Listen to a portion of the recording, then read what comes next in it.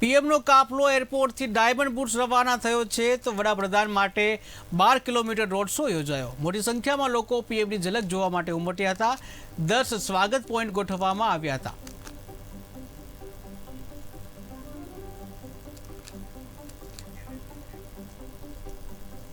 નરેન્દ્ર મોદી આજે સુરતના પ્રવાસે છે। સીધા આપ દ્રશ્યો જોઈ રહ્યા છો। વડાપ્રધાનનો કાફલો હાલમાં એરપોર્ટ ખાતેથી પસાર થઈ રહ્યો છે। સમગ્ર 8 કિલોમીટરનો જે રૂટ છે ડાયમંડ બુશ તરફ વડાપ્રધાનનો કાફલો અત્યારે પસાર થયો છે।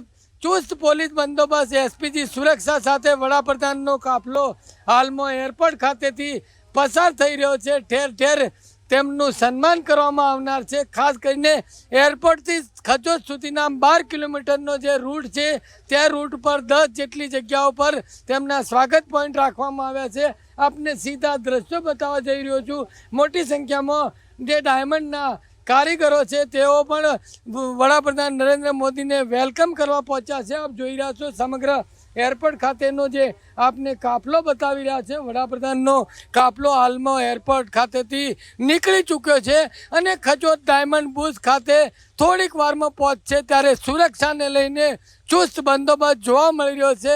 વડાપ્રધાનની જે કોન્વેયની જે ગાડીઓ અત્યારે અહીંથી નીકળી રહી છે।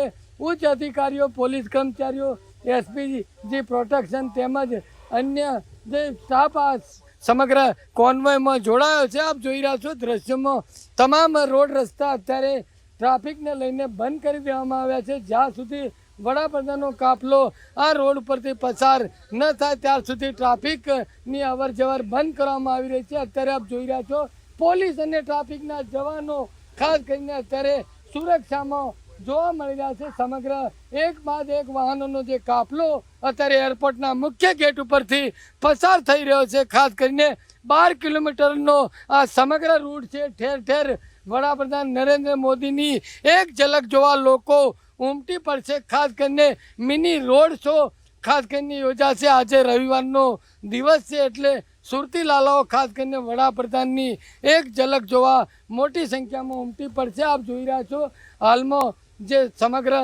કાફલો એરપોર્ટ ખાતેથી નીકળી ચૂક્યો છે અને જે ડાયમંડ બુશ ખચોદ ખાતે થોડીક વારમાં પહોંચશે। કેમેરામેન આરિફ સાથે બલદેવ દેસાઈ, KTV ન્યૂઝ ગુજરાતી, સુરત।